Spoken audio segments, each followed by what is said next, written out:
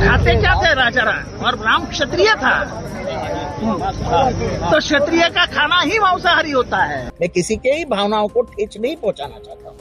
ये है एनसीपी शरद गुट के विधायक जितेंद्र अवहाट, जिनका सोशल मीडिया पर एक बयान जमकर वायरल हो रहा है, जिसमें जितेंद्र भगवान राम को मांसाहारी कहते हुए नजर आ रहे हैं। बल्कि इनका ये बयान सोशल मीडिया पर जैसे वायरल हुआ तो हर तरफ हंगामा मचना भी शुरू हो गया। हर तरफ उनके इस बयान पर हंगामा मचा क्यों, वो आइए आपको सुनाते हैं जितेंद्र अवहाट का पूरा बयान, जिसमें उन्होंने भगवान राम का कहीं न कहीं अपमान किया। राम का खाना क्या था? कोई बता देवे कि राम मेथी की भाजी खाता था। आप अपने कहे पे कायम है बिल्कुल, इसको कभी बिल्कुल कायम है यार। ये है आप क्या भारत को शाकाहारी बनाना चाहते हैं क्या? इस देश के 80% लोग आज भी मांसाहारी है, वो राम भक्ति है ना। यहाँ तक कि अवहाट के इस बयान को लेकर कई जगह प्रदर्शन भी हुए और तो और बीजेपी नेता राम कदम ने अवहाट के खिलाफ मुंबई के घाटकोपर पुलिस स्टेशन में शिकायत भी दर्ज कराई कि भगवान राम को मांसाहारी बताने के पहले जब तुम्हारे घर में कोई पूजा विधि विधान होता है, धार्मिक अनुष्ठान होता है, तो मांसाहार करने वाला व्यक्ति उस दिन नहीं करता।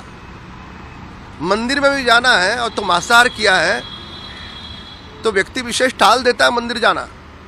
क्या ये भी वो भूल गए? उनके इस बयान से देश के करोड़ों करोड़ों साधु संतों को, महंतों को, उनकी आत्मा को, दिल को क्या लगा होगा? अब जब हंगामा हुआ तो जितेंद्र माफी मांगते हुए नजर आए। शिरडी में कार्यकर्ता सम्मेलन के दौरान अवहाट ने मीडिया से कहा, अगर किसी की भावनाओं को ठेस पहुंची हो तो मैं खेद व्यक्त करता हूं। इसलिए तो मैं खेद व्यक्त करता हूँ। मैं किसी के ही भावनाओं को ठेस नहीं पहुंचाना चाहता हूँ।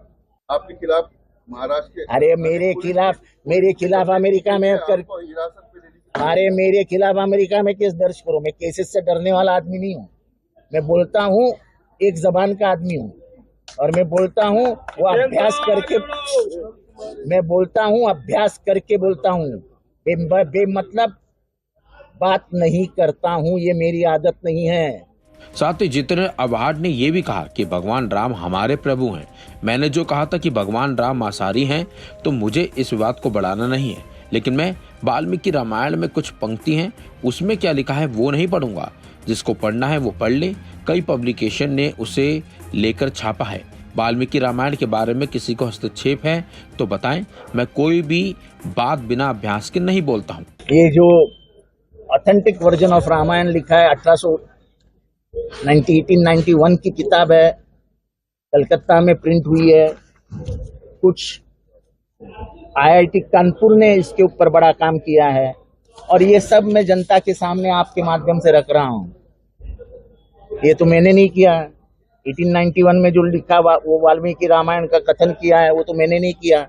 वहीं श्री राम जन्मभूमि तीर्थ क्षेत्र के मुख्य पुजारी आचार्य सत्येंद्र दास का कहना है कि एनसीपी नेता जितेंद्र जो बोल रहे हैं वो पूरी तरह से झूठ है। हमारे धर्म ग्रंथों में कहीं भी नहीं लिखा है कि भगवान राम के पास कोई नहीं था। उनके वनवास के दौरान शाकाहारी भोजन लिखा है और वो फल खाते थे। एनसीपी के जो नेता जितेंद्र अवहाट बोल रहे हैं वो बिल्कुल गलत है, झूठा बोल रहा है।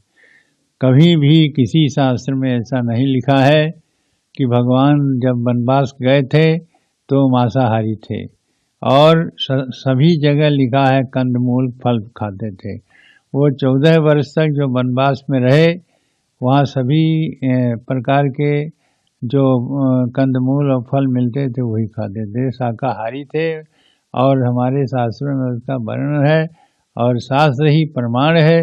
इसलिए जो जितेंद्र अवहाट बोल रहे हैं कि एनसीपी के नेता कि भगवान राम जब 14 वर्ष वनवास में रहे तो वहाँ वो मांसाहारी थे, ये झूठ है, एकदम गलत है।